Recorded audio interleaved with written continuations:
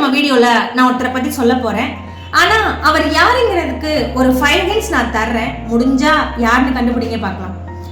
1954 இருந்து 63 வரைக்கும் தமிழ்நாட்டோட முதலமைச்சராக இருந்தவர்.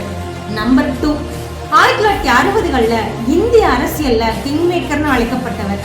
நம்பர் 3, எளிமை மற்றும் நேர்மை அப்படின்னாலே இவர் தான் நமக்கு ஞாபகத்துக்கு வருவார்.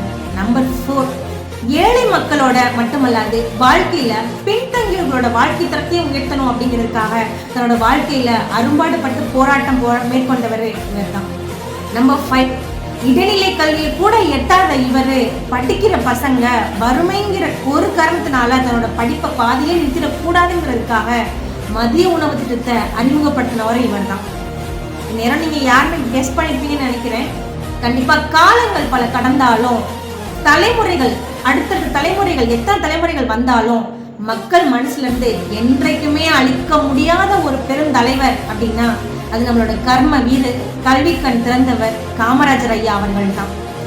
ஆனா அவரோட நோக்கம் என்னவோ, படிச்சுட்டா நம்ம எப்படியாவது வாழ்க்கையில முன்னுக்கு வந்துடலாம், படிப்பை மட்டும் என்னையும் கைவிட்டக்கூடாது அப்படிங்கிறதுக்காகத்தான் அன்னைக்கே அந்த மதிய உணவு திட்டத்தின் மூலமா மாணவர்களுக்கு கல்வியோட முக்கியத்துவத்தை உணர்த்தியிருக்கிறார்.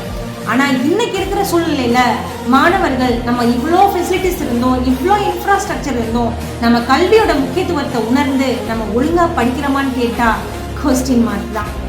அதனால அன்னைக்கு இல்லாத ஃபெசிலிட்டிஸ், வசதி, அன்னைக்கு படிக்க முடியாதவங்களோட ஏக்கம் எல்லாத்தையும் சேர்த்து வச்சு நான் இன்னைக்கு படிங்கன்னு நான் சொல்ல வரல. உங்க வாழ்க்கையில நீங்க முன்னுக்கு வரணும்னு நினைச்சீங்கன்னா உங்களுக்கு கையில இருக்கக்கூடிய ஒரே ஆயுதம் கல்வி மட்டும்தான். அதை என்னைக்காகவும் யாருக்காகவும் எங்கேயும் விட்டு கொடுத்துடாதீங்க. நீங்க படிச்சா நீங்க தான் வாழ்க்கையில் நல்லா இருக்கலாம். அதனால இதெல்லாத்தையும் யோசிச்சு பார்த்து உன் உலகத்தை நீயே மாத்தி